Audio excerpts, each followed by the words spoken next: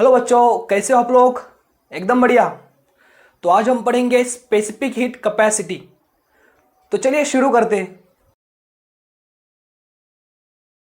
बच्चों, specific heat capacity पढ़ने के लिए हमको एक एक्सपेरिमेंट करना है। देखो, हमने क्या किया, एक वेसल लिया, एक पॉट लिया, ठीक है, वेसल। और बच्चों हमने क्या किया, उसके अंदर पानी लिया, वाटर लिया। इसके अंदर वाटर है, ठीक है, ओके। और उसके बाद हमने उसमें 3 स्पेयर डाले। पहला स्पेयर है आयरन का, दूसरा दूसरा स्पेयर है कॉपर का, और तीसरा है लीड का, ठीक है। ऐसे 3 स्पेयर हमने इसके अंदर डाले, पानी के अंदर, ठीक है। क्या किया, एक सपोज एक स्पेयर है और तीनों का शेप साइज मास सेम ही है बच्चों। तीनों स्पेयर का सब डायमेंशन सेम है। यहां पे एक डाला सपोज, ऐसे 3 स्पेयर मैंने इसके अंदर डाले। अभी आपको एक छोटा बड़ा लगेगा लेकिन तीनों भी सेम है, तीनों का शेप सेम है, ठीक है। और बाद में मैंने उसको नीचे से हीट किया, यहां से हीट किया। ये फ्लेम है ना, फ्लेम। तो अभी क्या होगा, ये वाटर का टेम्परेचर बढ़ने लगेगा, बढ़ते बढ़ते बढ़ते बढ़ते वो बॉईल होने लगेगा अप टू 100 डिग्री सेल्सियस। तो हमने इस वाटर का टेम्परेचर बढ़ाया अप टू 100 डिग्री सेल्सियस, ठीक है। उसके कारण क्या हुआ बच्चों, उसके अंदर हमने जो स्पेयर डाला था उन तीनों का भी टेम्परेचर हो जाएगा 100 डिग्री सेल्सियस, ठीक है। तो अभी इन तीनों भी स्पेयर का टेम्परेचर है 100 डिग्री सेल्सियस। अब हमने क्या किया बच्चों, देखो अभी हमने क्या किया, यहां पे हमने एक फिर से हमने यहां पे एक पॉट लिया, वेसल लिया। और बच्चों उसके अंदर हमने डाला वैक्स। इधर वैक्स है बच्चों, पूरा वैक्स, वैक्स है पूरा एकदम। हमने उसको सॉलिड बना दिया वैक्स को, और इसके अंदर पूरा वैक्स है, अभी भरा हुआ है। और हमने अभी ये तीनों स्पेयर निकाल के एक साथ निकाले, तीनों स्पेयर, और इसमें डाल दिए हमने, वैक्स के अंदर डाल दिए। यह पूरा वैक्स है बच्चों, ओके। तो सपोज ये पहला है आयरन का स्पेयर, यहां पे मैंने निकाला। तीनों का शेप सेम है बच्चों। अभी छोटा बड़ा लगेगा मुझे, यहां पे छोटा बड़ा लग सकता है, लेकिन तीनों भी सेम ही शेप के, सेम मास, सेम वॉल्यूम, सब कुछ सेम है, ठीक है। उसके बाद यहां पे सपोज कॉपर का है, और यहां पे सपोज लीड का है। तो हमने क्या किया, इन तीनों स्पेयर को उठा के यहां पे रख दिया वैक्स के ऊपर, वैक्स, ठीक है।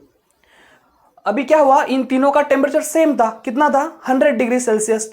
तो अभी इन तीनों का भी हमने यहां से उठाकर यहां रख दिया, तीनों का टेम्परेचर है 100 डिग्री सेल्सियस। अभी उनका वो हॉट होने के कारण ये वैक्स क्या होगा, मेल्ट होने लगेगा। उनके नीचे जो वैक्स है अभी वो मेल्ट होने लगेगा, और ये स्पेयर धीरे धीरे धीरे धीरे करके नीचे नीचे आएंगे, ये सब स्पेयर नीचे नीचे आएंगे। लेकिन मजे की बात यह है बच्चों कि ये आयन का स्पेयर है, ठीक है, आयन, कॉपर और लीड। मजे की बात यह है बच्चों कि ये जो आयन का स्पेयर है वो सबसे ज्यादा नीचे आता है, वो ज्यादा पेनिट्रेट होता है वैक्स के अंदर। मतलब अभी ये स्पेयर सपोज यहां पे आ गया, ठीक है, यहां पे आ गया, ऐसा पेनिट्रेट होते होते होते होते यहां पे आ गया। इसको मैंने मिटा दिया अभी, बिकॉज अभी वो नीचे आ गया ना।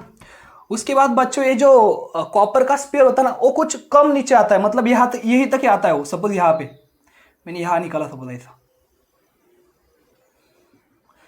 दोनों का साइज सेम बच्चों, छोटा बड़ा लग रहा है अभी लेकिन सेम है मान लो, ठीक है।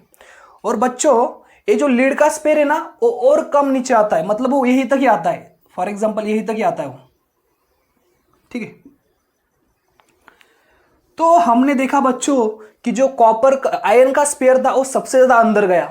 उसके बाद कॉपर का स्पेयर उससे थोड़ा कम अंदर गया, और जो लीड का स्पेयर है बच्चों वो उससे भी कम अंदर गया। तो ऐसा कैसे हुआ बच्चों, अगर तीनों का टेम्परेचर 100 डिग्री सेल्सियस हुआ था, फिर भी आयरन का सबसे ज्यादा अंदर गया, बाद में कॉपर का कम अंदर गया, और लीड का सबसे कम अंदर गया। तो ऐसा क्यों हो रहा है बच्चों। तो बच्चों यहां पे हम बता सकते हैं कि चाहे तीनों का भी टेम्परेचर सेम हो 100 डिग्री सेल्सियस, लेकिन तीनों की हीट अलग अलग है। इस आयन के अंदर ज्यादा हीट होगी तो उसने वैक्स को ज्यादा हीट दी और वो ज्यादा अंदर गया। इस कॉपर के अंदर कम हीट होगी एज कंपेयर टू आयन, इसलिए वो कम अंदर गया। और इस लीड के अंदर सबसे कम हीट होगी तो सबसे कम अंदर गया। इसका मतलब चाहे तीनों का टेम्परेचर सेम हो, लेकिन तीनों ने यहां पे अलग अलग हीट को एब्जॉर्ब किया, ओके। तो उसी प्रॉपर्टी को बोलते हैं बच्चों स्पेसिफिक हीट कैपेसिटी।